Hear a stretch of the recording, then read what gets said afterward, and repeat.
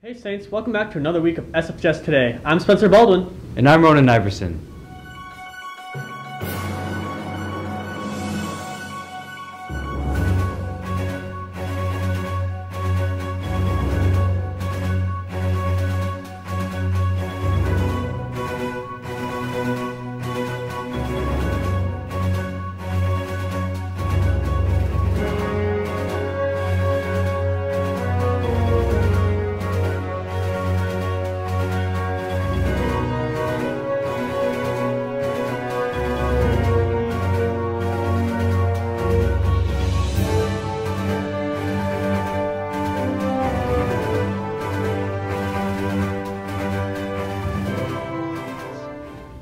In national news, on Friday, President Trump signed into law a far-reaching budget deal that will boost spending by hundreds of billions of dollars and allow the federal government to reopen after a brief shutdown. Locally, ISD 15 has changed its name to St. Francis Area Schools. The name change does not change the announcement that the district, formerly known as ISD 15, will be making $3.7 million in cuts next year due to declining enrollment and other issues. About $1.1 million in cuts will be allocated to the high school. SFHS Media will have more information about this in the coming weeks. In activity news, the Drumline got second place in their first competition and participated in the Super Bowl live.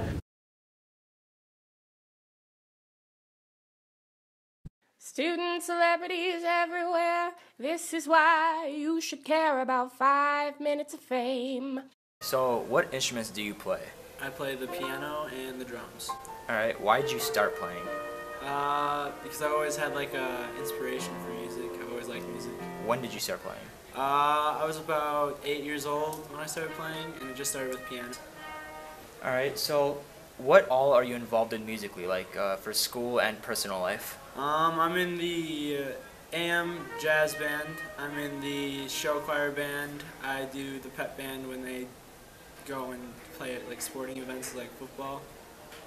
And then I'm in band every day for school, and then that's about it.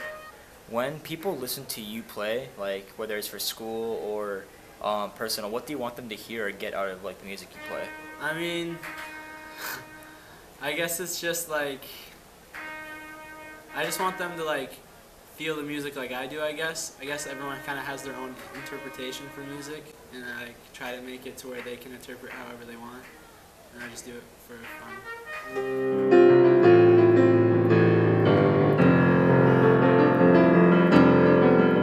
Thursday is Valentine's Day, and Student Council has been selling flowers during lunch. Today is the last day of order flowers for friends or someone special.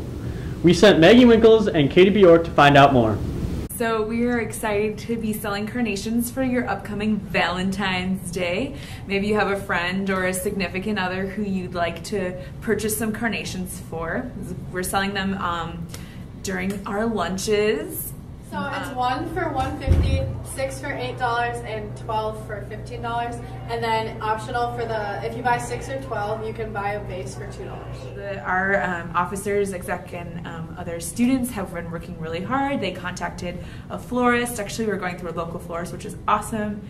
And they've been manning the booth and the table and getting the word out there to everybody so that we can earn some money for our student council activities through this. So we're selling them now through the 13th of this month. But we get about 250 carnations from a small shop in Blaine, and if we do go over the 250, then we end up ordering more to continue with your guys' sales. We're delivering them during first hour, and if you're doing the blood drive during first hour, then we're just gonna find you while you're there. So personally, when we sold roses, I think it was a lot. It was like the same amount of sales, but the carnations do last a little longer, as like the roses like ended up getting a little more wilted by the end of the day. So we just decided to like stick with those, and plus they were a little cheaper for our students and our staff to buy. And it's less, like, you can buy carnations for anyone really. Roses, yeah. I feel like are more awkward to, if you don't want like it to mean that much, but you still want to buy someone something, a carnation's perfect. This week we are reintroducing a segment called You Ask, We Answer, where the students ask us questions and we see if we can answer them. Amanda Jordan, Lydia Gonzalez, and Tanner Levi went in search of answers. The question this week was, how much does a student walk in one day at school? How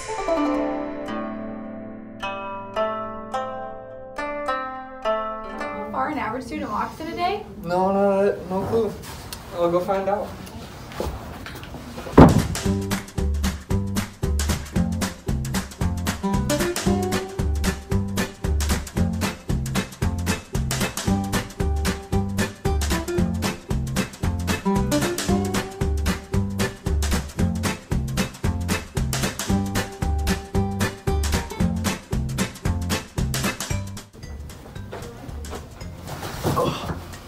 Oh, that was a lot of walking.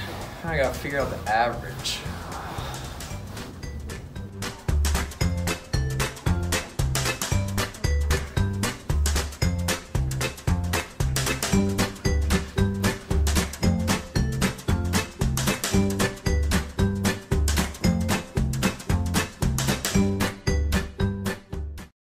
On February 22nd, the St. Francis Drug Awareness Group will be hosting an event in the PAC.